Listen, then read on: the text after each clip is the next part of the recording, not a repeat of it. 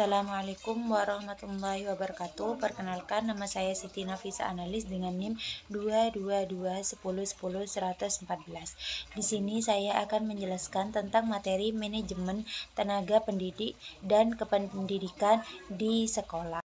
Yang pertama, di sini saya akan menjelaskan tentang materi pengertian manajemen, yang dimana manajemen merupakan istilah yang berasal dari bahasa Inggris yaitu management, yang memiliki istilah to manage, yang dalam bahasa Indonesia berarti mengatur atau mengelola, yang dimana asal usul tersebut memiliki etimologis yang sangat menarik. Dengan kata ini berakar dari bahasa Itali yakni managio, yang kemudian diadopsi dari bahasa Latin managere. Lebih lanjutnya, managere memiliki keterkaitan dengan kata manus dalam bahasa Latin. Seiring berjalannya waktu, di mana penjelasan manajemen yakni merupakan perkembang yang menjadi lebih abstrak, mencakup kemampuan untuk merencana, mengorganisasi, dan mengarahkan berbagai sumber daya guna mencapai tujuan tertentu. Yang dimana manajemen merupakan suatu kegiatan yang bertujuan untuk mengintegrasi berbagai elemen dalam sistem pendidikan sehingga seluruh komponen yang terlibat dalam tersebut dapat berfokus pada upaya pencapaian tujuan pendidikan. Dalam proses ini mencakup beberapa hal, yakni berupa perencanaan, pengorganisasian, pelaksanaan, dan evaluasi. Hal tersebut berguna untuk memastikan efektivitas serta efisiensi dalam pengelolaan pendidikan. Ada pendapat lain bahwasannya standar ini mengatakan bahwasannya manajemen adalah serangkaian tindakan yang mencakup perencanaan, pengorganisasian, pengarahan, dan pengawasan. Berbagai tindakan yang dilakukan oleh anggota organisasi yang memastikan bahwa setiap tindakan yang diambil sesuai dengan visi dan misi organisasi atau pendidikan tersebut. Untuk mencapai tujuan organisasi tersebut, manajemen ini harus bertanggung jawab untuk mengoptimalkan penggunaan sumber daya organisasi.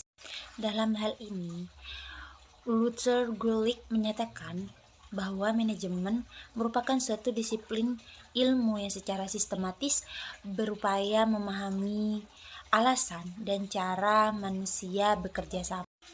Di dalam manajemen pendidik dan tenaga kependidikan mencakup beberapa aspek penting. Yang pertama yakni seperti penetapan norma, standar, serta prosedur dalam proses perekrutan, pembinaan, pengelolaan, kesejahteraan, hingga pemberhentian tenaga kependidikan di lingkungan sekolah. Dengan hal itu, manajemen ini dapat membantu pendidik bekerja dengan baik, tetapi tetap memperhatikan agar terciptanya lingkungan kerja yang kondusif dan nyaman. Yang selanjutnya yakni pengertian tentang pendidikan, yang dimana menurut Undang-Undang Nomor 20 Tahun 2003 tentang Sistem Pendidik di Nasional, pendidik termasuk dalam tenaga kependidikan yang mencakup berbagai pekerjaan seperti guru, dosen, konselor, pamong belajar, tutor, instruktur, fasilitator, dan sebutan lain.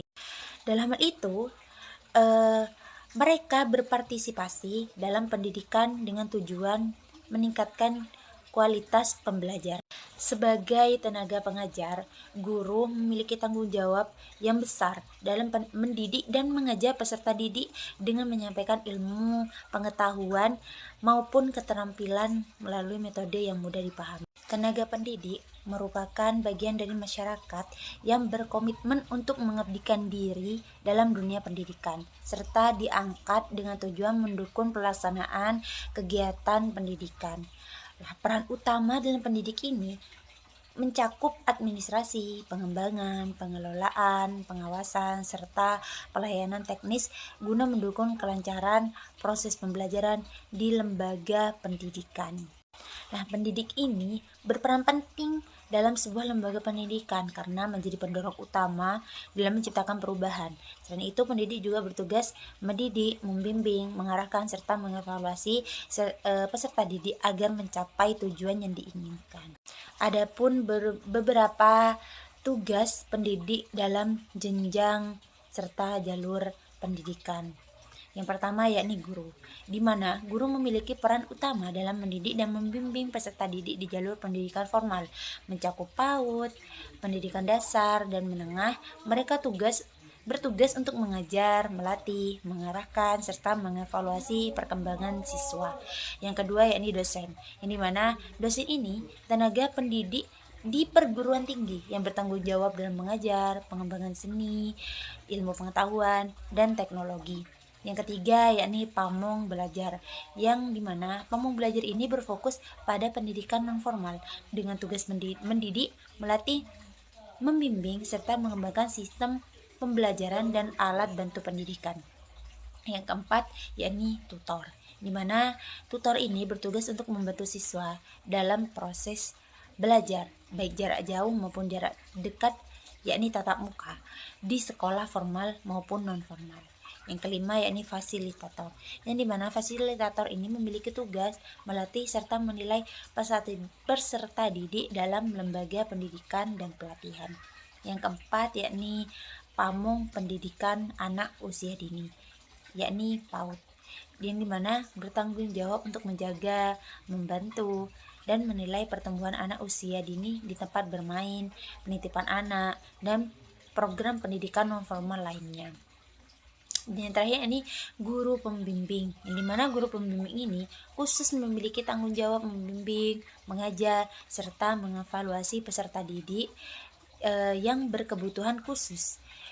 Yang berkebutuhan khusus ini seperti mungkin ada anak yang ada kekurangan, atau anak yang tidak bisa melihat, tidak bisa mendengar, seperti itu. Jadi dalam segi jenis satuan pendidikan ini, guru ini ada khusus guru pembimbing, yang dimana guru pembimbing itu membimbing peserta didik yang berkebutuhan khusus. Dan selanjutnya ini pengertian tentang tenaga kependidikan, di mana pengertian tersebut merupakan upaya pengelolaan dan pengembangan sumber daya manusia di bidang pendidikan untuk mencapai tujuan akademik secara komprehensif, yang dimana tenaga pendidikan didefinisikan sebagai individu yang secara khusus mengabdikan diri kepada pendidikan, serta diangkat secara resmi untuk menjalankan tugas-tugas administratif, teknis, dan operasional guna memastikan kelancaran sistem pendidikan, yang dimana tenaga kependidikan ini memiliki visi dan misi, di mana visinya pada dasarnya merupakan gambaran masa depan suatu organisasi di mana semua anggota bertanggung jawab dan berkomitmen. Nah, perumusan visi ini merupakan bentuk penyempurnaan dari tugas utama organisasi. Nah, yang dimana misinya adalah langkah-langkah yang harus dijalankan sebagai implementasi dari visi yang telah ditetapkan dalam periode tertentu. Misi ini berfungsi sebagai pedoman dalam menyusun program kerja serta memberikan fleksibilitas bagi pengembangan kegiatan di lingkungan satuan kependidikan. Dalam lingkup satuan pendidikan, tenaga kependidikan diangkat dan dimanfaatkan sebagai dengan bidang dan keahlian masing-masing. Mereka berperan dalam menjalankan tugas-tugas tertentu serta mendukung berbagai program yang dirancang oleh kepala sekolah. Adapun kategori tenaga kependidikan dalam satuan pendidikan yang mencakup berbagai posisi penting, di antaranya yang pertama yakni pengawas sekolah, yang dimana pengawas sekolah bertugas untuk mengawasi dan mengevaluasi pelaksanaan proses pendidikan di sekolah. Yang kedua, kepala sekolah, di mana kepala sekolah itu yang memimpin dan mengelola sekolah secara keseluruhan, secara efektivitas semua kegiatan sekolah ini kepala sekolah yang mengatur. Yang ketiga yakni kepala tata usaha, yang dimana kepala tata usaha ini yang bertanggung jawab dalam mengelola administrasi sekolah. Yang selanjutnya yakni wakil sekolah, yang dimana wakil sekolah ini memiliki tugas khusus dalam bidang tertentu sesuai dengan kebutuhan sekolah. Yang kelima, pustakawan, yang dimana pustakawan ini yang mengelola dan mengembangkan pelayanan perpustakaan guna mendukung pembelajaran. Yang keenam yakni laboran, yang bertanggung untuk mengelola laboratorium yang mendukung kegiatan praktikum. Yang ketujuh yakni penjaga sekolah, yang memastikan keamanan serta ketertiban lingkungan sekolah. Dan yang terakhir yakni anggota kebersihan sekolah, yang bertugas untuk menjaga kebersihan sekolah dan kenyamanan lingkungan sekolah. Yang selanjutnya yakni tujuan manajemen tenaga pendidik dan kependidikan, yang dimana tujuannya itu yang pertama meningkatkan kualitas pendidikan melalui pengelolaan yang efektivitas. Yang selanjutnya memastikan bahwa lembaga pendidikan memiliki karyawan yang terampil, dapat diandal, dan sangat termotivasi. Yang selanjutnya mewujudkan sistem pendidikan yang dapat menangani kelemahan pribadi. Yang keempat, mengembangkan kurikulum dengan metode pembelajaran yang dapat disesuaikan secara berkelanjutan dengan kebutuhan belajar peserta didik serta dinamika kompetitif. Oke, saya lanjutkan. Yang keempat yakni mengembangkan kurikulum dan metode pembelajaran yang dapat disesuaikan secara berkelanjutan dengan kebutuhan belajar peserta didik serta dinamika kompetisi di masyarakat. Yang selanjutnya membentuk kepemimpinan yang berkualitas, mempersiapkan pemimpin pendidik yang kompeten. Yang selanjutnya yakni menyeimbangkan kepentingan individu dan institusi, mengharmoniskan tujuan pendidikan pribadi tenaga kependidikan. Dan yang terakhir menciptakan lingkungan kerja yang harmonis serta bagi tenaga pendidik. Yang selanjutnya yakni ruang lingkup manajemen tenaga pendidik dan kependidikan, yang dimana ruang lingkup manajemen tenaga pendidik dan kependidikan mencakup beberapa aspek penting yang berfokus pada pengelolaan sumber daya manusia dalam konteks pendidikan. Adapun pembagiannya yakni sebagai yang pertama yakni perencanaan, yang dimana perencanaan ini merupakan proses yang melibatkan pembuatan rencana untuk memenuhi kebutuhan guru, termasuk penentuan jumlah dan jenis tenaga yang dibutuhkan di masa depan. Yang kedua yakni pengadaan atau perekrutan, di mana kegiatan ini mencakup proses seleksi dan penempatan tenaga pendidik dan kependidikan yang memenuhi syarat dan kebutuhan lembaga kependidikan. Yang ketiga ini promosi dan mutasi, yang dimana promosi dan mutasi ini mengelola pergerakan karir tenaga pendidik melalui promosi jabatan atau mutasi ke posisi lain yang lebih sesuai dengan kemampuan mereka. Yang keempat ini kompensasi dan penghargaan, yang dimana ini merupakan menetapkan sistem kompensasi yang adil serta memberikan penghargaan kepada tenaga pendidik berdasarkan kinerja mereka. Dan yang terakhir yakni pemberhentian, yang dimana pemberhentian ini merupakan proses yang melibatkan pemutusan hubungan kerja dengan tenaga pendidik dan kependidikan jika diperlukan sesuai dengan kebijakan yang berlaku. Yang selanjutnya yakni prinsip dan prosedur penerapan manajemen tenaga pendidik dan kependidikan. Yang pertama yakni prinsip penerapan manajemen tenaga pendidik dan kependidikan. Yang pertama, kemanusiaan, yang dimana manajemen ini harus memperhatikan aspek kemanusiaan, menghargai setiap individu sebagai bagian penting dari proses pendidikan. Yang kedua yakni demokrasi, dimana hal ini merupakan pengambilan keputusan harus melibatkan partisipasi semua pihak yang terlibat, termasuk tenaga pendidik dan kependidikan. Terus yang ketiga yakni the right mind on the right place, ini mana penempatan tenaga pendidik harus sesuai dengan kualifikasi dan kompetensi mereka untuk mencapai efektivitas. Yang selanjutnya ini nomor 4, ini mana equal pay for equal work, yang dimana hal ini menjamin keadilan dalam kompensasi bagi semua tenaga pendidik berdasarkan kinerja dan tanggung jawab. Yang kelima yakni kesamaan arah, merupakan semua kegiatan manajemen harus diarahkan untuk mencapai tujuan kependidikan. Yang keenam, akuntabilitas. Akuntabilitas ini setiap tindakan dalam manajemen harus dapat dipertanggungjawabkan kepada semua pemangku kepentingan. Dan yang terakhir yakni efisiensi dan efektivitas, merupakan proses manajemen harus dilakukan dengan cara yang efisien untuk memaksimalkan hasil pendidikan. Yang selanjutnya yakni prosedur penerapan tenaga pendidik dan kependidikan.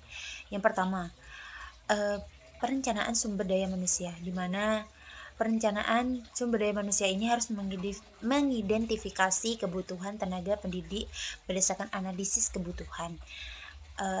Analisis kebutuhan ini harus menganalisis dengan organisasi untuk memastikan bahwa jumlah dan kualitas tenaga pendidik memadai. Yang kedua, pengadaan tenaga pendidik. Nah, hal ini harus melakukan proses rekrutmen yang transparan untuk mendapatkan kandidat yang memenuhi syarat. Nah, hal itu harus dilakukan secara selektif dan penempatan yang tepat. Jika salah, pasti akan merugikan manajemen kependidikan itu. Nah, tahap rekrutan ini ada 2 tahap. Yang pertama yakni selektif administratif, yang dimana tahap ini dilakukan pemeriksaan terhadap dokumen dan berkas yang harus dilengkapi oleh calon tenaga kependidikan. Nah, semua persyaratan itu harus disertai dengan lampiran yang diperlukan akan diperiksa secara teliti. Dan yang terakhir ini pengumuman hasil seleksi. Nah, jika sudah pengumuman untuk hasil seleksi ini diturunkan, maka peserta akan ditetapkan sebagai tenaga pendidik yang sah. Yang ketiga ini pembinaan dan pengembangan. Dalam hal ini harus memberikan pelatihan dan pengembangan profesional yang berkelanjutan untuk meningkatkan kemampuan guru. Nah, dalam hal itu kepala sekolah ini harus melakukan tugas yang dimana jika tenaga pendidik ini yang bekerja di tempat tenaga kependidikan menurun kinerjanya, maka kualitas kerja akan menurun. Jika situasi ini tidak diperbaiki, maka hal itu harus diadakannya pelatihan dan seminar yang dapat digunakan untuk meningkatkan kualitas kinerja tenaga kependidikan. Yang selanjutnya yakni promosi dan mutasi, ini mana mengelola pergerakan karir tenaga pendidik melalui promosi atau mutasi yang sesuai dengan kinerja dan potensi mereka. Yang kelima yakni kompensasi dan penghargaan. Nah, dijelaskan bahwasannya kompensasi ini dan penghargaan ini menetapkan sistem kompensasi yang adil serta memberikan penghargaan kepada tenaga pendidik sesuai kinerja mereka. Yang keenam, bahwa evaluasi kinerja. Nah, dalam pengerjaan ini harus ada penilaian terhadap kinerja tenaga pendidik. Nah, yang terakhir ini pemberhentian, mengelola proses pemutusan hubungan kerja jika diperlukan sesuai dengan kebijakan yang berlaku. Dan yang terakhir yakni model penerapan manajemen tenaga pendidik dan kependidikan. Nah, model penerapan manajemen tenaga pendidik dan pendidikan ini ada beberapa. Yang pertama yakni model administratif, yang dimana model ini berfokus pada struktur organisasi dalam pengelolaan tenaga pendidik dan kependidikan. Nah, dalam ini ada beberapa karakteristik model. Yang pertama yakni pengelolaan tenaga pendidik dan pendidikan dilakukan berdasarkan aturan dan regulasi yang ditetapkan oleh pemerintah atau lembaga pendidikan. Yang kedua, sistem rekrutmen dan yang terakhir yakni evaluasi kinerja. Nah, model yang kedua yakni model profesional, di mana model ini lebih menekankan pada pengembangan kompetensi tenaga pendidik dan kependidikan. Nah, ciri-ciri dari model ini harus fokus dalam meningkatkan kualitas guru melalui pelatihan, workshop, dan sertifikasi. Yang kedua, mendorong tenaga pendidik untuk mengembangkan metode pembelajaran inovatif. Dan yang ketiga, memberikan kesempatan bagi tenaga kependidikan untuk meningkatkan keterampilan administrasi dan manajerial. Dan yang terakhir, menekankan pentingnya refleksi dan evaluasi diri dalam meningkatkan profesionalisme. Dan yang selanjutnya yakni model partisipatif, yang dimana model ini mengelola tenaga pendidik dan kependidikan dilakukan secara demokratis dengan melibatkan semua pihak termasuk kepala sekolah, guru, staf, administrasi, serta stakeholder lainnya. Dan yang selanjutnya ini model kinerja berbasis kompetensi. Ini mana model ini menitik beratkan pada evaluasi kinerja tenaga pendidik dan kependidikan berdasarkan pencapaian kompetensi yang telah ditetapkan. Nah, dalam model ini dapat diperhatikan yang pertama penilaian berbasis hasil, terus yang kedua pemberian penghargaan bagi tenaga pendidik dan kependidikan yang memiliki prestasi atau kontribusi yang luar biasa dalam meningkatkan kualitas kependidikan. Adapun tantangan dalam penerapan manajemen tenaga pendidik dan kependidikan, yang pertama yakni kurangnya sumber daya. Nah, dari hal itu, maka adanya keterbatasan anggaran sering menjadi kendala dalam pengelolaan tenaga pendidik dan kependidikan. Yang kedua, karena resistensi terhadap perubahan. Nah, beberapa para pendidik dan kependidikan mungkin mengalami kesulitan dalam menyelesaikan diri dengan perubahan sistem atau kebijakan baru. Yang ketiga, keterbatasan teknologi. Nah, kadang ke setiap sekolah ini ada keterbatasan fasilitas teknologi dan itu mendukung penerapan manajemen tenaga pendidik lebih modern. Dan terakhir, yakni beban kerja yang tinggi. Nah, dalam beban kerja yang tinggi ini sehingga mempengaruhi efektivitas dalam menjalankan tugasnya secara optimal. Cukup sekian yang bisa saya sampaikan dan saya jelaskan. Apabila ada kesalahan, mohon maaf. Saya undur diri. Wassalamualaikum warahmatullahi wabarakatuh.